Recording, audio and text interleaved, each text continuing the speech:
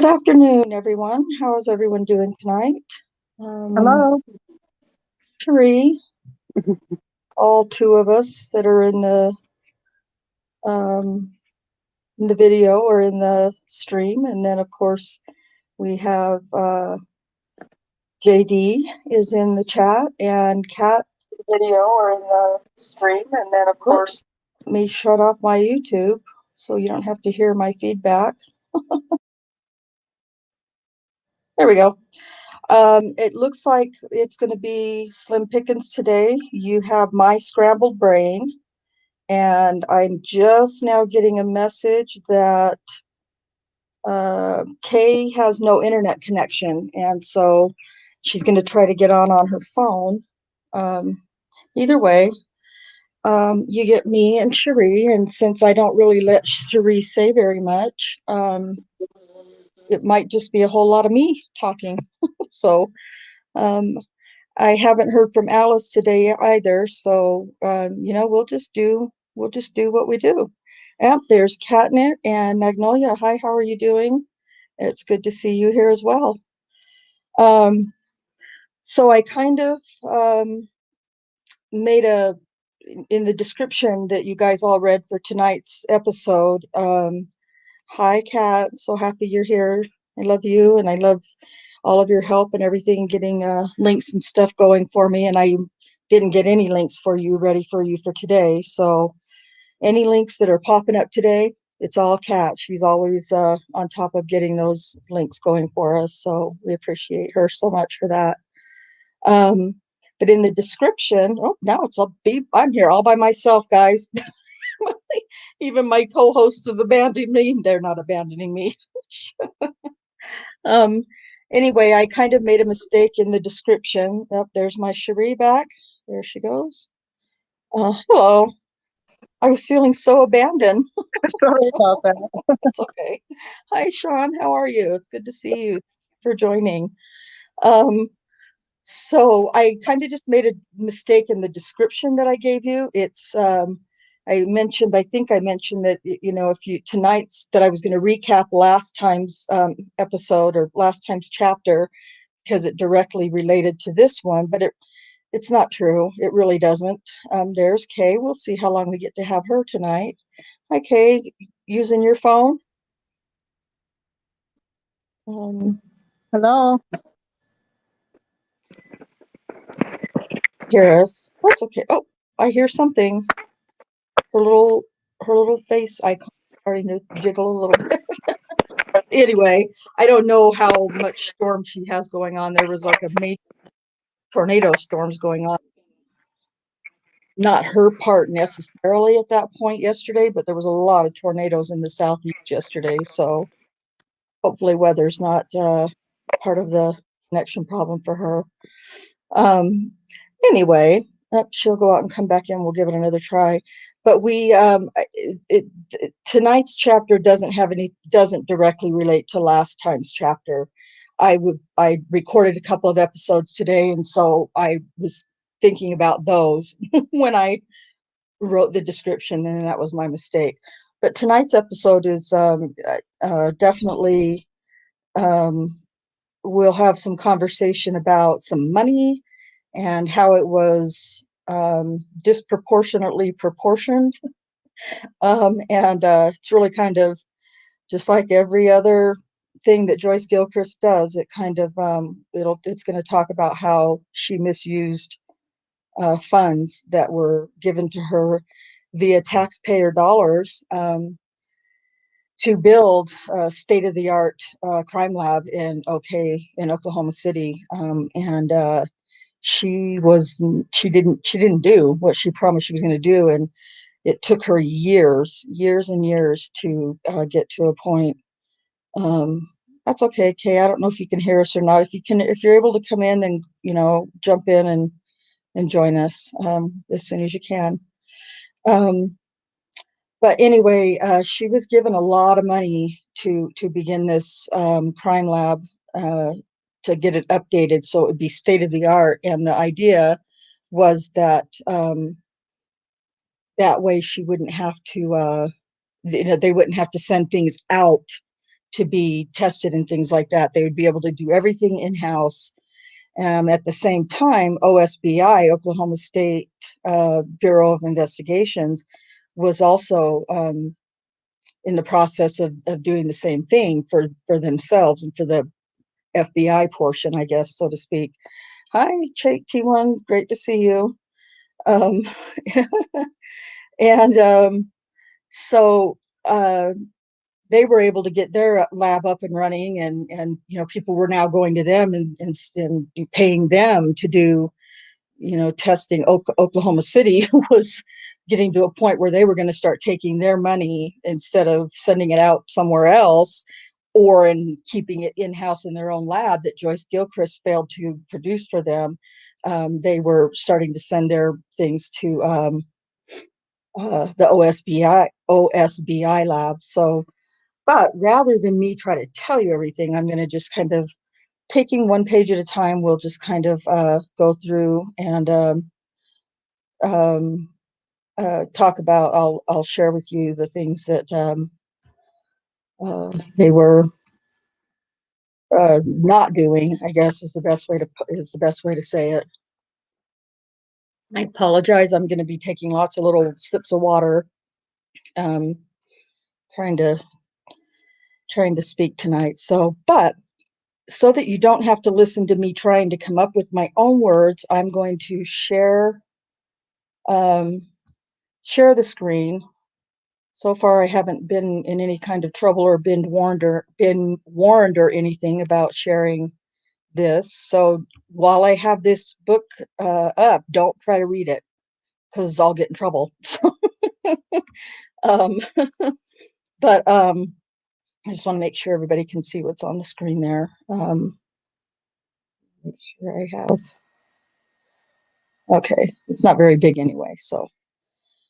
Okay, so I'm going to go ahead and just kind of start. Please, Cherie, if you can maybe help in chat, and don't wait for me to read the private chat or anything. If anybody has a question that I'm not seeing, just, jump in and let me know so I can try to answer it or comment or anything. Okay. Okay. Yeah. Enough of that. Trying to come up with my own stuff. So, I think we may or may not have talked about in the previous chapter that Joyce Gilchrist was one of the first forensic chemists in the country to use DNA to help convict a suspect. And at that point, it was 1987. Hayward Reed was charged with the rape and kidnapping, and Gilchrist had sent his a sample of his blood along with a semen sample from a crime scene to Life Codes in it was a lab in New York City that was pretty much one of the only, if not the only, labs that was able to do that, or the cheapest one, or whatever the reason was. But the one of the prosecutors in the DA's office, Barry Albert, had promised that if the DNA sample didn't match that defendant, that he would be exonerated. So they were already relying heavily on DNA evidence. And you guys know that in 1987, DNA was very, very new. It was still what's the phrase they use, in its infancy. So there's Kay. Hi, how are you doing? Hey, sorry, you do guys. have. Oh, you're fine. Carry on. Did you have notes planned for tonight's show, or? I don't have anything from Daniel. Okay, yeah, I know that Kay's been having a hard time getting and keeping connections to talk with Daniel the last couple of weeks. So, and that's sad. I mean, we feel bad, first of all, that he's not getting the phone visit. Second of all, we're not getting to hear from him via you as much as we had hoped. But Yeah. But any notes that you have, because not gonna lie, Cherie and I are just kind of holding our breath a little bit, and I'm just BSing my way through. So, okay. Anything that you would like to, any notes you have prepared, we would much rather hear from you. Have you started yet? I just was starting to explain how Oklahoma City had given Joyce Gilchrist hundreds and thousands of dollars to set up their own crime lab, and how she had failed or was failing at that point. And Okay. so, and I think I was just getting ready to kind of switch over to the second page to talk about, some of those details. Okay. I'll Yeah. pick it up. So this was basically this Hayward Reed case in 1987. It was a rape and kidnapping case, and it was one of the first DNA cases that Gilchrist presented in court. And, so I don't know if Rhonda covered that they sent it out to Life Codes to test the blood and semen, and it cost $2,000. So at that time, Gilchrist, was talking to the OCP, to her superiors, I guess, and telling them that, they really should get their own crime lab, and we could do this stuff so much cheaper. So anyway, they do end up convicting Reed with that DNA evidence that they sent out.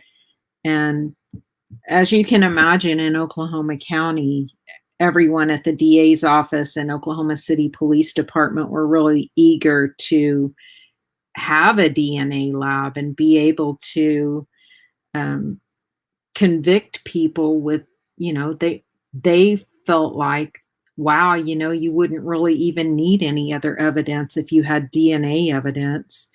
So they were really kind of chomping at the bit to, is that an Oklahoma thing? To have a more powerful, to have a crime lab, to be able to feel more powerful in the evidence that they were presenting. So Oklahoma City, they did a sales tax levy in '88 to help pay for the DNA lab, and they raised almost $300,000 for equipment. Let's see. And then Oklahoma State Legislature approved a bill funding the establishment of an OSBI DNA lab. So by '94, the OSBI lab was actually accepting casework, and they ended up being the ones who tested Oklahoma City stuff, because this DNA lab just kept not happening and not happening for, like 10 years had passed. So when the OSBI crime lab opened up, they were doing restrictive fragment length polymorphism technology. And Oklahoma City had spent a ton of money training Gilchrist in that method, because that was the technology that they had been planning to use these 10 years that she had been basically doing nothing. But she decided that, hey, since the OSBI had RFLP, she really wanted to do the more sensitive PCR technology, which totally was just a complete waste of money that they had invested in her training for that. So here we are, 10 years have passed, and she's just really barely begun to even put a DNA lab together. And in June of '99, a formal complaint was filed with the city manager concerning the fact that hundreds of thousands of dollars had been spent, and the police department still didn't have an operational DNA lab. And so, she claimed that because of her casework, she really just didn't have enough time to dedicate to developing the DNA project. But, she had been promoted to a supervisor in 1990. Um, and by 94, she was relieved of all duties except being a supervisor and getting that DNA lab put together, overseeing that project. So let's see. So Gilchrist writes to Deputy Chief Bob Jones, telling him that she expected the DNA lab to be operational by the fall of '99, which she's given all these dates from, 3 months to, it just, she just never, I don't know. I think from reading this, it seems like she just tells people what she thinks they want to hear, it seems like.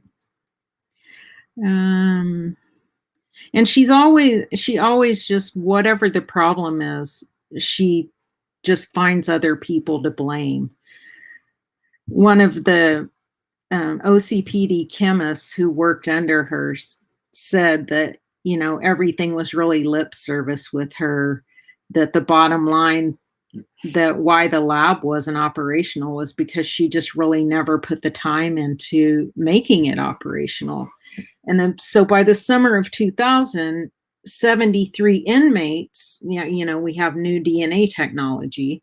So 73 inmates had been released from prison nationwide, and 3 of them were death row inmates in Oklahoma, including one from Oklahoma County. So in June of 2000, Governor Frank Keating signed a law allowing DNA testing in certain felony cases on appeal.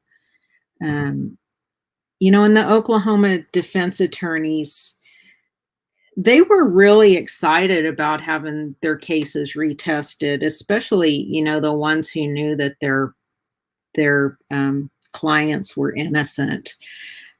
So for years, the defense bar in Oklahoma City had also been complaining about Joyce Gilchrist.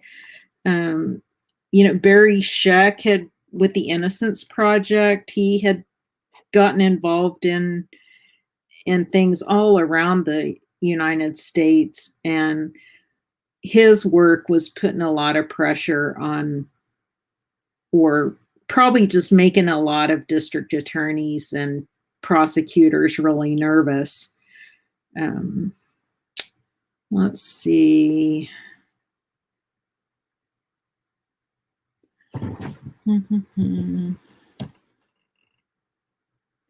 So that summer, Gilchrist said she would review the physical evidence in all the death row cases that she had worked on to determine whether there was enough evidence to perform a DNA analysis, because that's what should be happening, right? She should be making that decision. She also said that the final decision of whether or not to perform those tests would be up to the Attorney General. And things haven't changed much with how the Attorney General handles things like that either. None of the crime labs in Oklahoma, including Oklahoma City Crime Lab, that none of the labs were federally accredited. And apparently Joyce Gilchrist didn't even have the education that she needed to run the labs. I think she needed a master's degree or 3 years of casework experience. So, all of this time and all of this money, and she wasn't even going to be able, they weren't even going to be able to get it off the ground under her supervision. So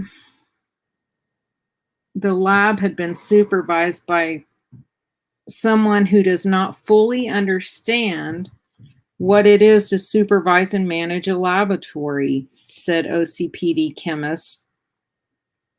An OCPD chemist said at that time there had been a complete and total lack of either knowledge or concern. And at the time, Elaine Taylor said, who was trained by Gilchrist and working under her, she said Gilchrist's whole supervisory technique seemed to be based on only emotions, vengeance, and vendettas. That you never knew what to expect from her. So the only choice, if you wanted to stay in this career field, was to keep your mouth shut and do what she told you. It was like walking around on eggshells all the time. That blew my mind, man. And so by this point, another lab director has been hired, Captain Jessica Cummins, and she acted as Gilchrist's direct supervisor, which I'm sure infuriated Gilchrist. But she said supervising the crime lab was a nightmare. It grew worse when Gilchrist filed a sexual harassment complaint against Major Gerald Spencer, a former lab director who became chief of investigations. According to Joyce, and according to her complaint, Spencer had touched and caressed a female civilian brought in to teach a class at the OCPD. Once Gilchrist had brought that complaint to Cummins' attention, she was required by federal law to report it. So they had that sexual harassment charge. And I guess they said it opened a whole new can of worms, because while Gilchrist's charges against Spencer were being investigated, recommendations Cummins had made for changes in the crime lab were being put on the shelf. Cummins asked to be transferred and eventually traded places with Captain Byron Boschel. So this is when Boschel enters the crime lab as a supervisor. I find it interesting that they just traded jobs. Yeah. And Captain Boschel, he was a homicide detective and one of the most respected officers in the OCPD. When he took over, Major Spencer asked him to look into the problems with the DNA lab and Gilchrist's conduct in general. And because, he felt like he wasn't really even qualified to do that, because he really didn't have the education that he needed to even know what the heck. So he hired a guy out of the Ohio State Crime Lab, and he came in and did an evaluation. And I mean, it was evident of all the problems within the crime lab. It was just mind-blowing, I guess, that from a lack of documentation to Gilchrist wasn't documenting her DNA validation studies or even writing down the results. He said that she was unqualified to become a DNA analyst based on what I said earlier, that she lacked the master's degree and needed 3 years of experience. So Boschel reduced her responsibilities so that now she could focus only on the DNA project. And he went looking for an experienced analyst to, come in so that when they got it going, they would actually be able to open it and run. So he gives his report, Kahn gives his report to Boschel, that he was hearing a lot of negative things about Gilchrist in the forensic community. He had met with chemists over at the OSBI, and they were telling him all about how they were just uninterested, or Gilchrist seemed uninterested in working with them, when he recommended that she do a 3-month internship in their DNA lab. I guess she just, I don't know. I guess she didn't want to be a student because she obviously was on a huge power trip already. Yeah, she didn't. She was definitely really insulted that they would ask her to go to their lab and learn from them, from those experts. She was really, really offended by that. So, her reputation had fallen so quickly that in trials and court motions, OCPD chemists were being impeached by defense attorneys simply because Gilchrist had trained them. It'd be interesting to look up the cases that happened on, Yeah. because it seems like if that were the case and there were, documentation of that it would have been something to bring up against Elaine, because Gilchrist did, that is where Elaine Taylor got her training. Catnit says, did she get write-ups from her supervisors? How did she not get fired? Do you think that was in part maybe because they didn't have knowledge or experience? She didn't get any write-ups. Nobody was writing her up. Yeah, I mean, well, here's the deal. So, of course, OCPD brass and the DA's office, they loved her. Yeah. They didn't want to, they didn't want to create some kind of a stink to, have people start asking questions and digging and looking, because, she had misrepresented, or she had falsified the results of so many cases. People have already been executed that were innocent. So, I mean, nothing really happened to her until she started getting backlash from all these cases started getting overturned, really. So I think that was the first problems that she had. When all these experts that they were calling in, Boschel was calling in to, look at things and investigate things or help her even, when they would come in, because what's his name? The guy from was it John Wilson from the Kansas City police department or whatever it was that he was a part of, he would come in and he was an expert in the field of forensic science and DNA, and well, not DNA, but forensic science. But he had proven so many times and testified in many cases already where she had, just flat out lied basically about hair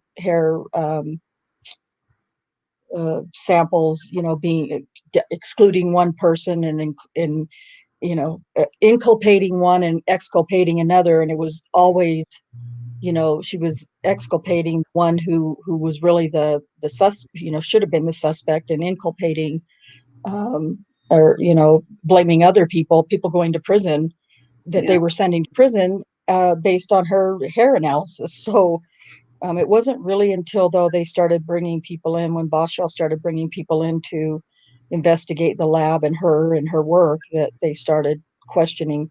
And that was in the late 90s and early 2000. Yeah. I mean, so eventually Boschel he finds Laura, I think, I don't know, Schill. Laura Schill. And so he found her and he put her in the position of senior DNA lab analyst.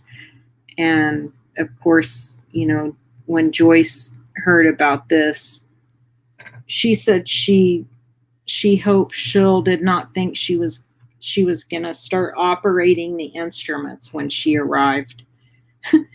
Boschel noted that Gilchrist didn't like the idea of Schill having input in the plans to get the lab operational. And, but, that's what ended up happening. She ended up being she ended up being the person that was above Gilchrist now. I thought it was bad that the people that were trained by her had a bad reputation, or were getting a bad reputation too, and being impeached by defense attorneys because they had been trained by her. That's yeah, but I wonder if they were doing the same kind of stuff she was doing. I mean, we can see that Elaine Gilchrist was, Elaine Gilchrist. That's good. Elaine Taylor. No, that was really good, though. I liked it. I mean, we can see that, she picked up all of Gilchrist's habits. And that's true. I mean, it has to be. Can you imagine being in the DNA lab and working with the detectives so closely and the prosecutors so closely? I mean, you start feeling like someone's guilty, so you just fudge the evidence a little, or maybe it wasn't even that for them. Maybe it was just the trip of being the star person who seals the case for the prosecution, and she's their girl. One's question goes to that. He asks, was this proven to be intentional false analysis or just incompetence for lack of education or knowledge? And I think it was both, T1. And as we get farther into the chapter, into the book, you can see where she intentionally, especially if she's trying to get the person that Bob Macy or one of the other DAs wants to get convicted of a specific crime. It's like Kate said, they knew that they could go to Gilchrist and get her to say whatever they wanted her to say, whatever they wanted her to say. And it would always make, turn out to be whoever they said. She would make the evidence, using my air quotes, fit for them. Mm-hmm. So, but she was also, like Kay mentioned earlier as well, she was completely uneducated for the position that she had. So, yeah. So when Schill came in, Boschel asked her to perform an audit, because they're still trying to figure out what all this money's been spent on, since there's no lab functional yet. We're talking, remember I said before Kay got here, I told you guys, we're talking hundreds and thousands of dollars, insane amount of money, and there's anything in a lab to show for it. It's crazy. She had purchased $50,000 worth of useless equipment. She was just making really strange purchases, like grossly ordering a gross amount more of things than she needed to, things that weren't even going to function in the new lab. Pat says, I don't understand why she didn't get taken off the project altogether. And I think that going forward, as again, like I said, reading more into the book, Boschel, it seems to me like Boschel's trying to give her, he's trying to give her every benefit of the doubt that he possibly can, it seems like. And I wonder if he was in charge of all that, or if he was being directed to put her somewhere. Hey, just move her here, move her there. We've got to get this. Yeah. I mean, because at some point I remember reading that it said something about, they were afraid of the public scrutiny or whatever, of how much money and how many years it had been going on, and they still had nothing. I think they were just hoping to actually pull something together before the public did a big expose on the whole thing. Then in 2000, there was another bombshell thing that happened where Boschel discovers that the crime lab had been destroying rape evidence after only 2 years, when the statute of limitations is 7 years. And then, you have appeals and all of that beyond. But Gilchrist was given the authorization to destroy this stuff. And when she was confronted by Boschel about it, the first time she said that Bob Macy told her to do it. And then later she said that Captain Wilhelm, a former chief of the detectives, he had retired in 89, had given her the go-ahead. So then Boschel, I guess he's fed up with her. He asked her to produce the letter from Wilhelm, at which she was never able to do. Let's see. So they're destroying rape kits. Also, there's it comes out. I think it comes out in this chapter that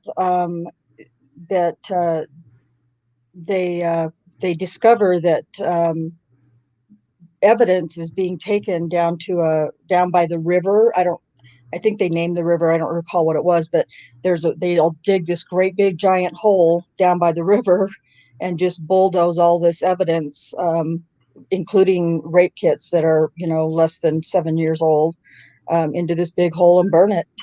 So, but Elaine Taylor told Boschel the rape kits, as a rule of thumb, were destroyed after 2 years, and Joyce stated to us that it was by the direction of Bob Macy. I wouldn't be surprised if that's true. Yeah. But just he didn't put it in writing.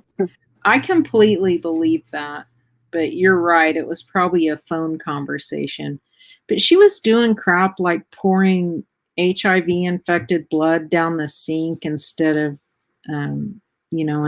disposing of it in biohazard bags. Let's see.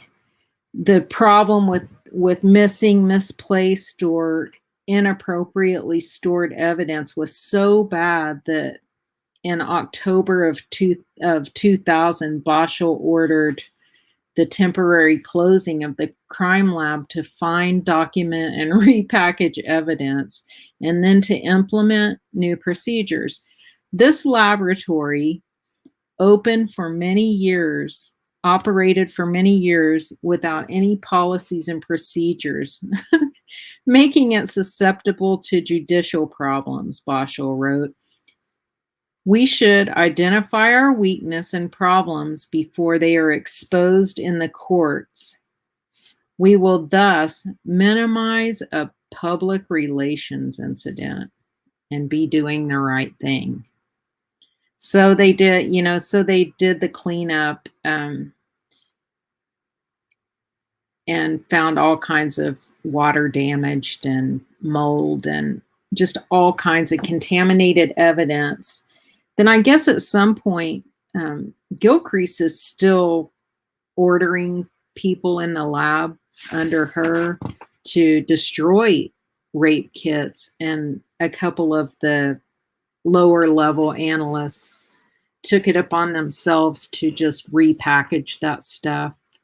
She thought they were just taking it and destroying it when they were repackaging it and putting it in a different location just to keep it safe, because by then they realized the gravity of what was happening and how it was basically confirming that some of these people would never be free.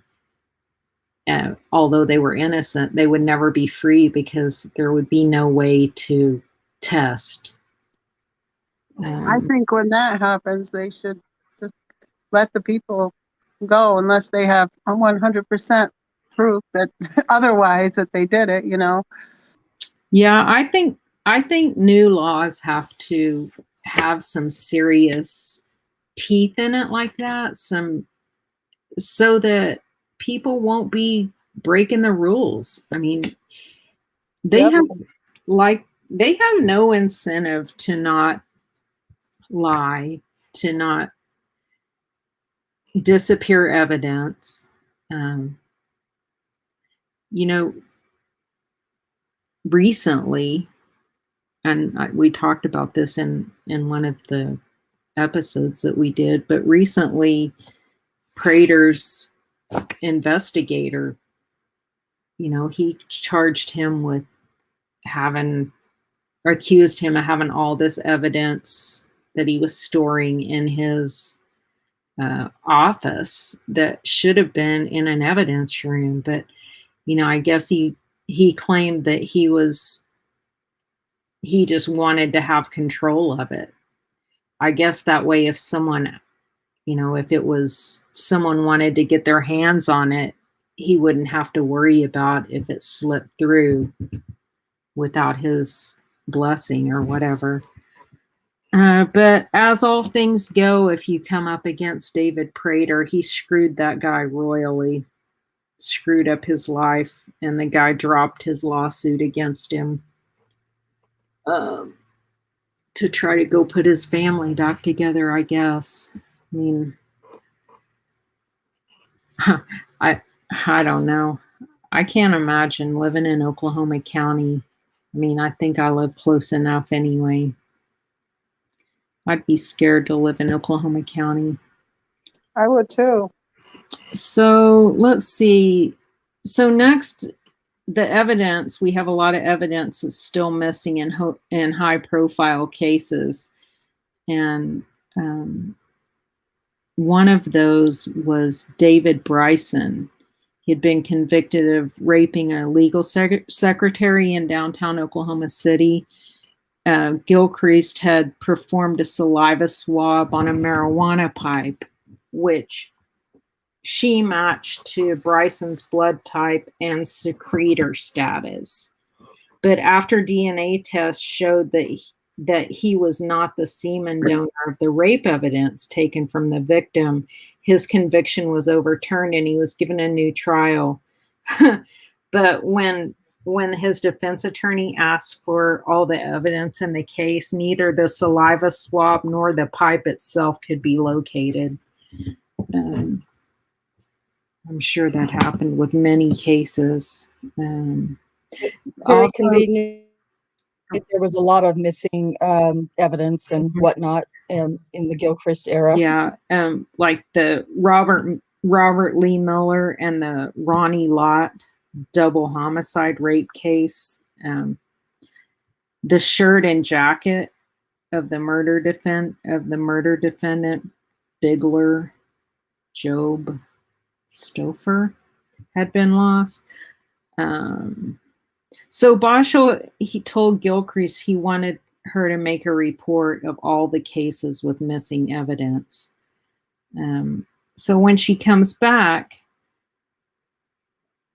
she reports back that the saliva slides in Bryson case were probably not missing, but that she had used up all the samples during testing. Isn't that convenient that she just now remembers that? That's crazy. There's a lot of convenient things for her, right? Yeah, there really are.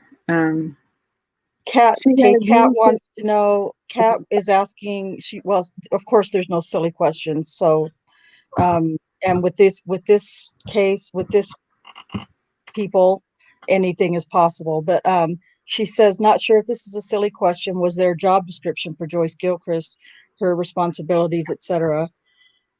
I think that's actually talked about in this chapter, if I'm not mistaken. But I don't remember that, but there's not like a real, they don't really ever define like a real job description necessarily that I can recall. There's a binder. Well, there is one, but it's never used or accessed is what I believe it is the case. And so, yeah. let's see. Okay, so at some point, Boschel conducts a formal interview with Gilchrist, concerning the problems, and he was able to elicit the following information. Do you guys want to read through that, or shall I skip? Role play, I meant. Question answer thing on page 117. Yeah, we can do that. I have mine open. Do you have it open, Cherie? No, but I'm trying to. Well, That's okay. Go All ahead. right, I can. I'll okay. take, unless you have it open. Go ahead with, quickly. Kay, go ahead with the questions and I'll do Go the ahead. answers. Were you aware that evidence was deteriorating in the storage area? Yes, Were you aware that boxes were rotting and breaking open? yes, Were you aware that the boxes were not properly sealed? yes. Okay, did you ever take steps to routinely go and protect that evidence? What is one of the situations where it had been this way?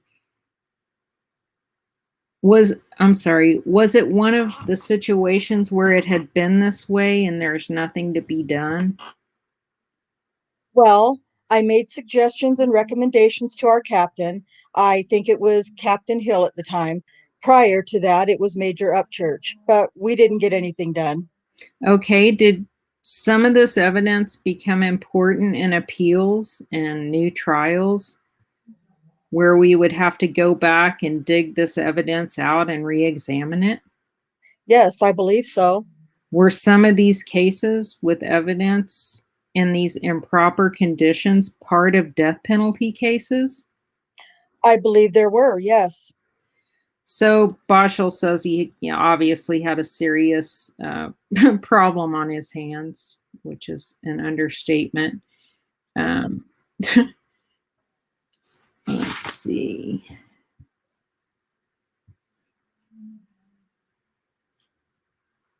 One question is was there any entity overseeing these labs and with the Southwestern Association of Forensic Scientists, would that be one they did? I don't think so, because back several pages back, it said that none of the labs in Oklahoma, well, I don't know if anyone was overseeing them, but none of them were accredited. So, it's not like it is now where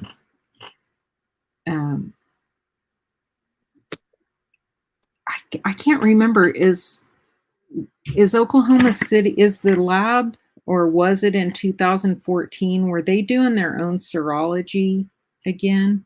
Because it seemed like they're not certified to do some things now that they once were with this new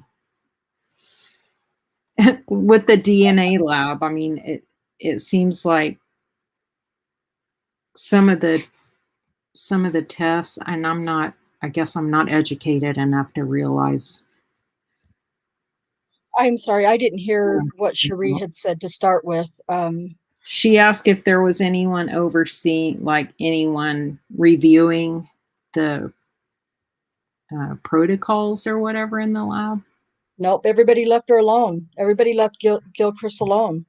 Nobody, not there, for a couple of reasons. Number one, like we've said, that they wanted, she was giving them what they wanted. So, they didn't ever mess with her, number one. And number two, people were afraid of her. She was evil. So they eventually transferred to the equine lab. Yes. Which I think is funny. And she files a grievance against Boschel, stating that she had been falsely accused and unfairly treated, and that Boschel's actions had caused her undue stress, pain, and suffering. The same day she sent that memo to Police Chief Barry, who had been her supervisor at the crime lab and a friend of hers from school. I'll do whatever I have to do in order to survive this assault on me, she says. The guy who, Major Gerald Spencer, who she said, had made sexual advances towards someone who was doing an in-service. He says Joyce Gilchrist was the most blame-layingest, finger-pointing woman I ever saw in my life. In every case where something was found wrong with something she did, she had other people or other reasons why it happened. In many cases, the people that she would blame were either long retired or dead. It was amazing how her reasoning would center around things she couldn't verify.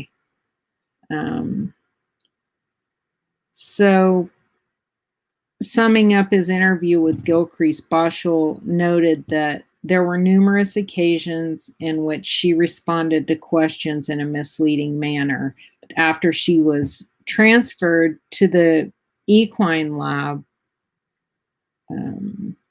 she was found in the DNA extraction room rummaging through some cabinets without gloves on, which, they had just finished decontaminating that room after they got rid of her. And so they had to start all over again with that process after they found her in there searching for whatever, who knows. Keep in mind, when they did that, when they contaminated it or decontaminated it, I mean, they had to shut the lab down. The first time I believe they shut it down, the first time I believe it was shut down for a week. Mm-hmm. And that's a lot of time. So to have to do it again was very inconvenient. So they had stuff breaking all the time, like the compressor broke on their freezer. And so they were having an alarm went off. So they were having to, get the frozen specimens out and get them into another place before they would be ruined. And they basically had to hack them. The packaging was frozen to the ice that had formed because it just had so much ice that it couldn't self-defrost anymore. So they were having to hack that out with a knife, if you can imagine that noise. But that's the kind of stuff,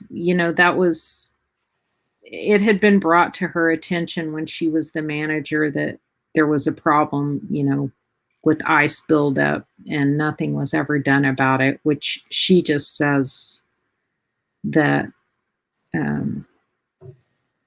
I think she said that she didn't know about it. Yeah.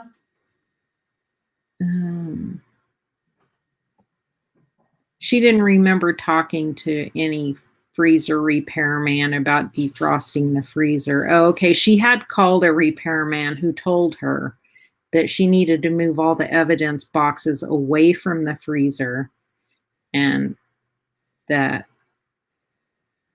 the freezer should be defrosted because it had too much ice. I wonder how much that cost. Doesn't that seem like a stupid thing to call the repairman about? I mean, for most of Right. us, we just know that we need to defrost. Well, not so much nowadays, but it's kind of a thing to defrost your freezer back in those days. You know what I mean? Plus you have half as much space to store things when you have half a freezer full of ice. So all the problems are documented. And more. On January 16th, 2001, Boschel sent a memo along with several hundred pages of supporting documents to Chief Barry, Major Spencer, and Deputy Chief Bob Jones. To say the serology lab was mismanaged is an understatement. It was grossly mismanaged. Boschel recommended that Gilchrist be removed from her duties and that Laura Scheil be placed in charge of the DNA lab, and that the Oklahoma City review all of Gilchrist's cases where the defendants were awaiting execution.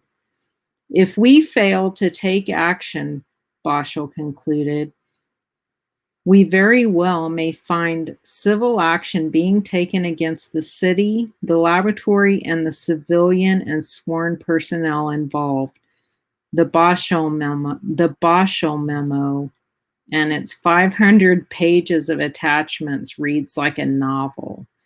The Decline and Fall of Joyce Gilchrist.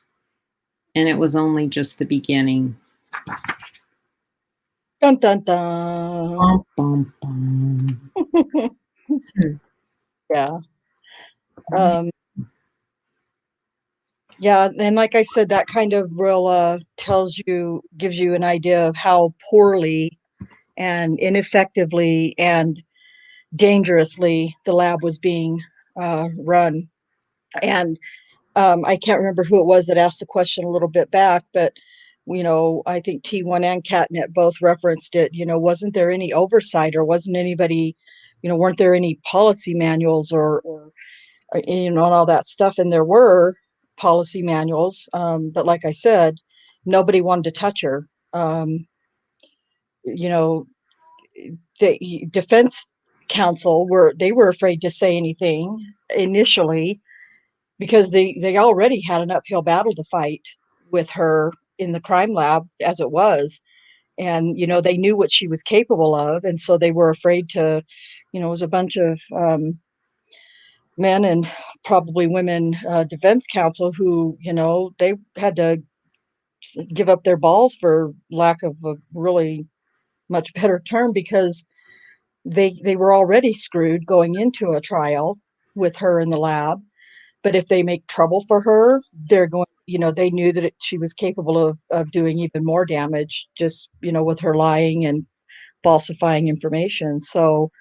Um, so they just let her go. But then when Boschel got into the lab and started overseeing things and, looking in and interviewing her and moving her to the equine lab and all those things, what that happened, they definitely, Boschel was the one I think you'd have to give the credit to for looking, trying to, start investigating what was going on in that lab.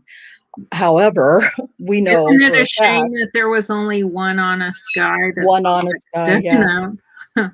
exactly. Really quickly, I just want to say that Alice made it in with us.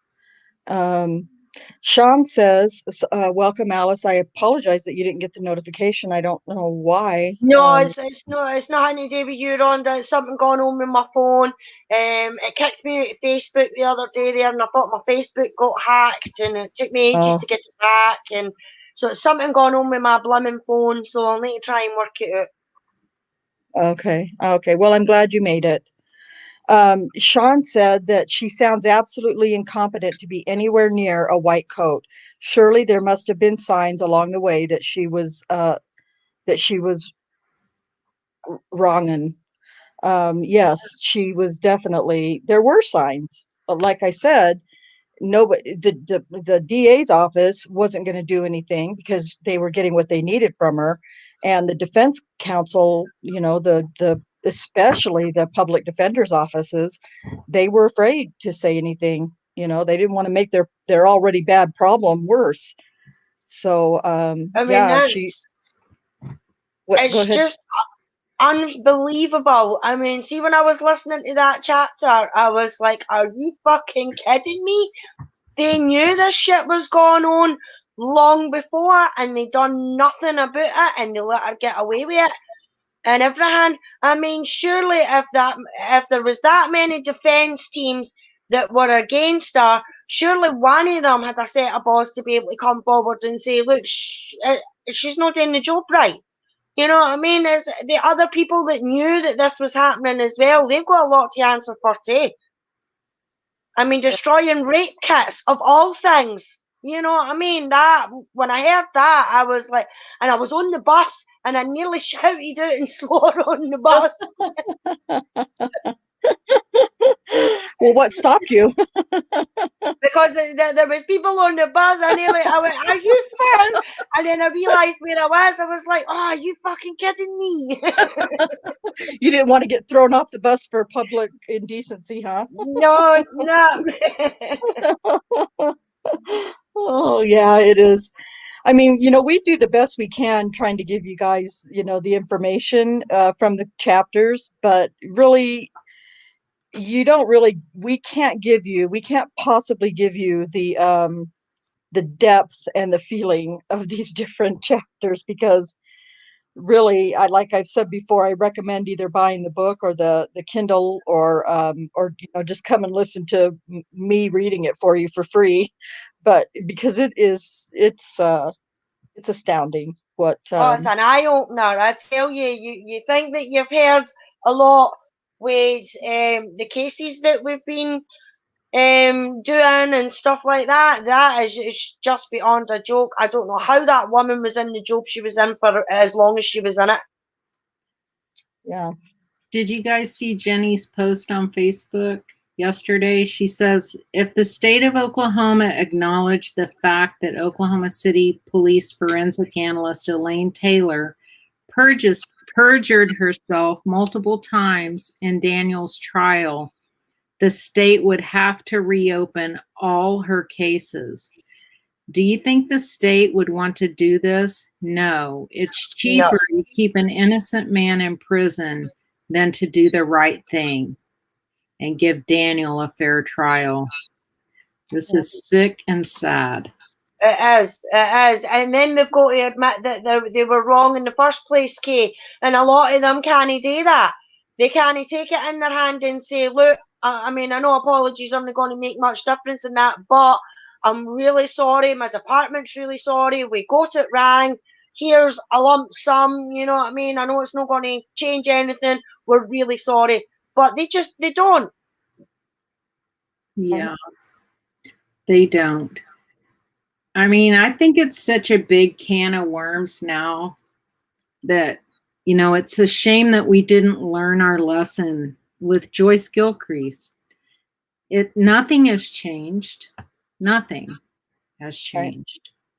I think anybody that had been trained under Gilchrist, like Taylor, should have been removed from the lab or been sent to do more up-to-date testing longer than any of them have ever done before. And that might have made a difference, but because she was trained by Gilchrist and got taught by Gilchrist, she picked up all her fucking bad habits and thought it was all right to diddle with fucking evidence. Right. Well, and when she realized that there was going to be no accountability and nobody was going to be held responsible, what did she have to lose? Especially with a son on the force, on the police department, and a son-in-law who was an investigator. She knew she could do whatever she needed to for them. Yes, And and Kim Davis, she knew there was no consequences. Well, no. there were no consequences for Gilchrist. So, Right. I mean, would eventually she have been held accountable if she hadn't died? No, I don't think so. I think she would have been allowed to just quietly fade away. Yeah. So Elaine Taylor, she retires. Whatever reason Timothy Musney retired. We know something happened. We know that he had an internal affairs investigation, but we don't know about what. But what is it? I mean, if you retire, then everything can go away. Everything goes away. Yeah. Well, and not only that, but they get to still collect their pensions and all that stuff too. Just go away and keep your money, keep your pension. Yeah. Well. Yeah, see, that should all be taken away from them. If there's found that there's misconduct or tampering with evidence or anything like that, they should lose everything. They should lose their pensions, their jobs, maybe even get a bloody jail sentence. That's where this fucking immunity needs to fuck off. Yep. Agreed. Completely. Well, I really feel like we need to put a lot of energy into finding some lawmakers that will help present some legislation to start making some changes. And I mean, that seems like such an uphill battle because everything is such a game. Yep. And when it shouldn't be. Who are the honest people? Who are the Boschels? Yeah. Yeah. And, I don't know. I don't know. I don't even know how honest he was. I mean, I don't really know much about him. As far as, how he played out for the rest of his, career, or how long his career lasted or anything else. I'm not sure what the terms of him leaving Oklahoma City Police Department were, because I mean, I don't know if he retired and then he was, because when Daniel was working as a police officer, Boschel was the director of security at Southwest Medical Center, where they took Janie Liggins for a SANE test. Well, and also that's also where I believe that there was, gosh, what was her name? Oh, Shardarian Hill, Right. right? Mm-hmm. He was, I Yeah, believe, he's the one that got that still photo right. of Holtzclaw helping another officer take some other person who was in custody who had tried to flee custody. Right. And Holtzclaw left the room to help nab her. And Shardarian never knew that Holtzclaw left the room. She testified he was in the room with her the whole time. Like, that she was so high on PCP, she didn't even know that happened. Right. I don't think she knew that until trial. Yeah. Yep. It's I don't know how you forgot it either, T1. I'm really, it almost makes my heart stop to realize that you didn't get my joke. Sorry. Yeah, and so I kind of feel like Cherie says Boschel equals hero, and as far as dealing with like Joyce Gilchrist, yeah, I definitely agree with that, because he didn't even have any background whatsoever in forensic analysis, so somebody wanted him to go in and clean something up, but who was that? Doesn't matter. He did it. He went in and he did it. It took him some time, but I feel like he, at least did it thoroughly, and did the very best that he could with what he knew and what he had. So, I do. I'm kind of on the same page as Cherie. At least at this point in the book, he's our hero for sure. I wonder if they didn't put him in that position because, he would take instruction. He would do what they told him to do. Yeah. Who knows? Sean says that would at least be at least be the minimum standard here too, T1, about standards and operations. He said, before any evidence is delivered in court, all certification and qualifications need to be declared and avowed under oath by the experts. Well, I think it's the same here. We just don't enforce it. Or some courts don't enforce it, I should say. So that's my opinion, of course. Boschel's obituary states that he retired as captain in 2003. So that's, what, knowing that makes sense. That's what he was asked to do then. He went in, he cleaned up the crime lab, and that was the intention. And then he retired. Well, he might have had to go because of the whole Gilchrist scandal, and he was over her, and it was just like time to turn the page, start over.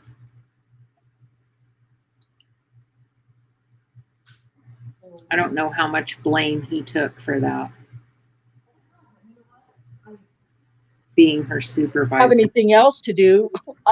It's something I'd like to learn. It's information I'd like to find out. I mean, the fact that she was trying to blame dead people and all for her mistakes. Right. Those are the best people to blame. I couldn't believe it when it came out and it said that she was blaming people that was retired and she was blaming people who were dead. I went, oh, that's fucking typical. I says, yeah, a liar and somebody who can't admit when they're wrong. They tell people that it was somebody else's fault and blames it on the dead person. Yeah. Yeah. That's something else. T1 says, I agree, Sean. If you recall in Stephen Avery's case, JB tried very hard to get the court to look at the labs, logbooks and quality issues. It fell on deaf ears. Shaking my head. Yes, it did. It sure did. And what did get brought into court was bullshit. So, but you know that DNA stuff is pretty boring, anyways. Yes. When they start talking about vaginal fluids and DNA, and those experts are pretty boring. God. You know how some words in the English language, I mean, and I have maybe about 5 of them that really bother me. The words that I just can't stand to hear. And if I say them on accident myself, I just cringe at myself. But when that dude says vaginal, I just want to, well, in his defense, I bet that's not a word that has come out of his mouth very many times in his whole life. And he's being interviewed and just sent a man to prison for 263 years. I bet he was a little bit outside of himself. Maybe. All right. Oh, okay. And I think that's the guy whose wife had cancer and passed away, and I know. had to go through that whole trial with all of that. Oh, I'm terrible. You are terrible. I just don't like the way he said the word. One word. We never mess up words, do we? I know, I do not, as a matter of fact. No, I mean, and you know what? It's honestly, it's not the first time I've heard.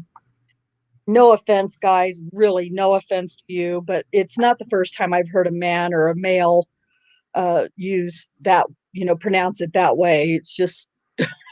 I really just hope that at some point, that juror especially, I really feel like that juror at some point will take a look at this case again, and I hope he'll come forward. I mean, there are things that I know that he could say that would make a difference, Right. Like what kind of pressure went on inside that jury room. Right. When you compare his demeanor and the way he responds to interview questions to Ron Hill, for example, Ron Hill, I think, is just a pompous ass. Yeah. I was going to say an arrogant dickhole, but either one. He's just so nothing bothers arrogant. him. He's really good at everything, and he's done everything before. And he's that might bother other people, but no, not me. I'm kind of used to everything because I'm excellent. Right. Oh, God. Sorry, you can't make fun of jurors, but I can, I guess. I guess so. And I mean, I'm not really trying to make fun of him. It's not his fault. That's just, he can't help it. He doesn't have a vagina. Well, I mean, I could give you a completely different word for vagina.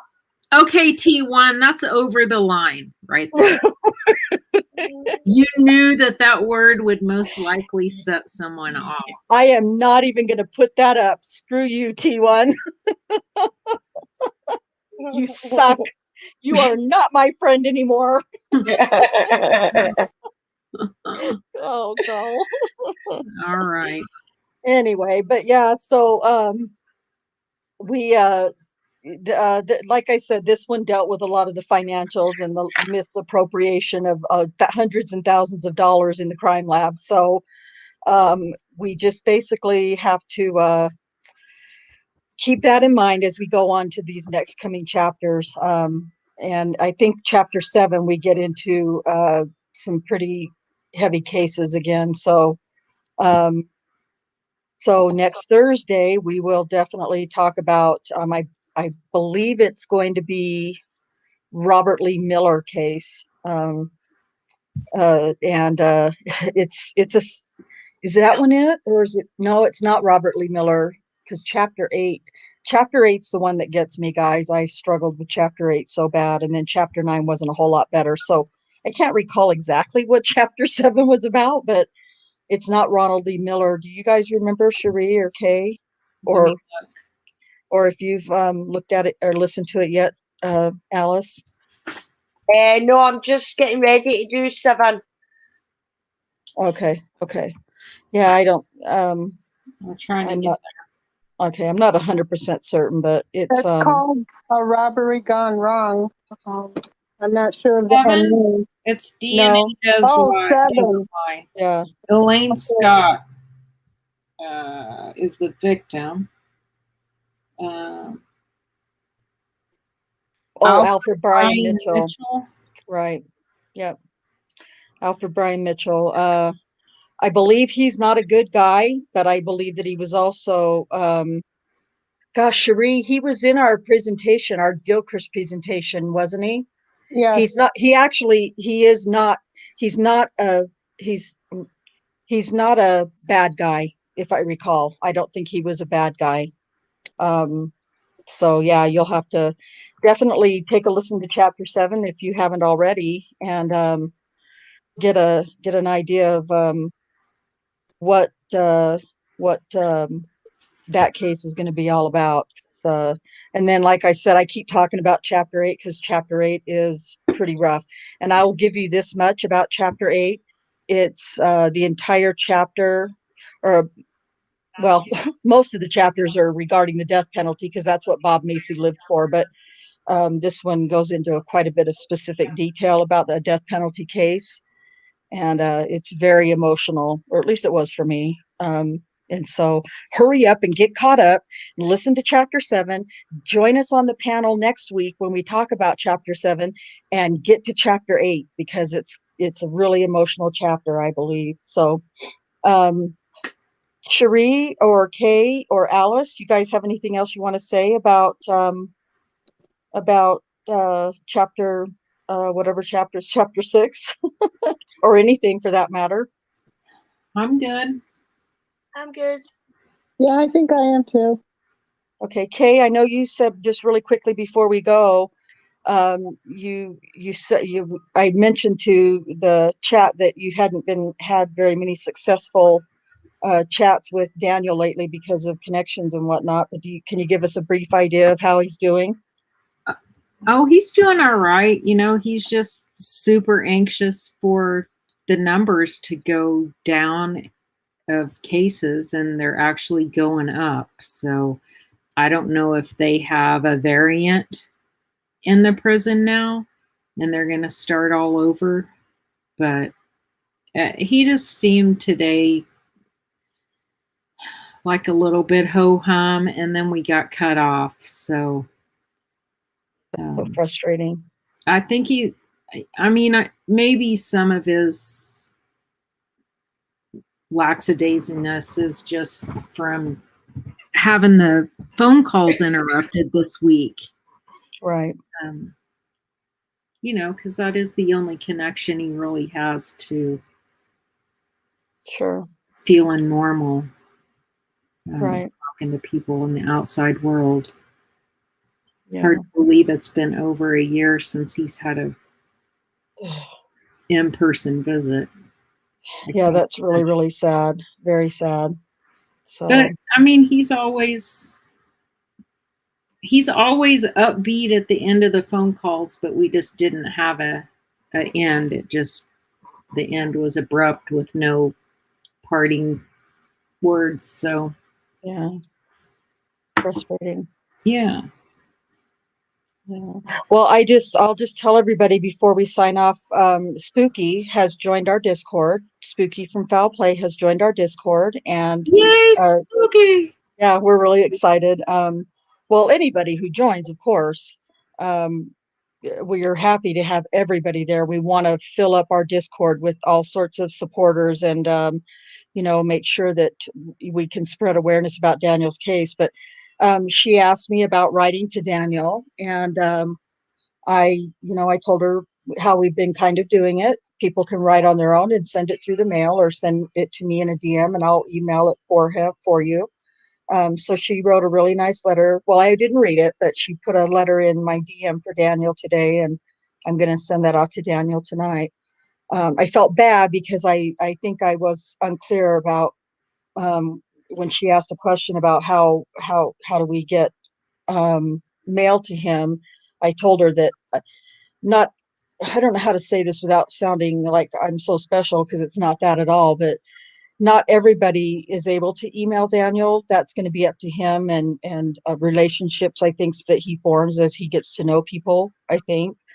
And Kay can answer that for sure. But I can email your letter for you. Just need to make sure you put in your address so that he can write back to you in your address, because he can't email back. He can get it, but he can't use it to send out. So He did so say yeah, that, keep the letters coming. he was really enjoying all the letters. He's getting quite a bit of mail, so That's great. that's cool. Yeah, and where he can't get those contact visits, and the phones and the computer system or whatever is, jacking up so bad, the more letters that we can get for him, the better. So let's make sure that we're sending, even if one person a week sends him one letter, that's a letter that he wouldn't have got otherwise. That's contact he wouldn't have had otherwise. So if you get a minute, you know, write him yourself, or like I said, you can send it to me or Kay or Cherie in a DM, and we'll email it for you. All right. I'm really excited about next week, and having everyone to check in and hear chapter 7. Hopefully some of you will take, the chapters, and I don't listen to them after I record them, but Alice has been listening to them. They're about 30 to 35 minutes each. Is that right, Alice? Yeah, that's Okay. correct. Yeah.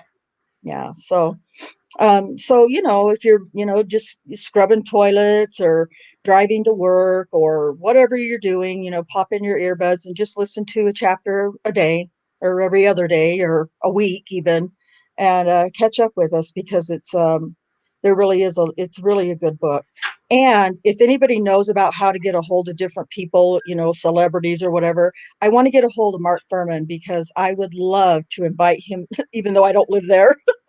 I would love to invite him back to Oklahoma City and do an update to his book, and see where things are now, 11, 12 years later. So if you know how to do that, how to contact people in that way, let me know. So I'd like to get in touch with him. So, all right. Well, if that's it, we have no more comments. We're going to go ahead and sign off. Please don't forget to like and share this video, subscribe if you haven't already, and invite your friends, family, strangers that you ride the bus with, Alice, Yeah. to subscribe to our channel. We need to pump up the viewership and the subscribers on this, so we can, do more and get more in depth and get more awareness. That's the whole goal. So thank you everyone for coming. Panel, thank you so much. Thank you for the great questions and comments in the chat, and we will see you guys on Tuesday. See ya.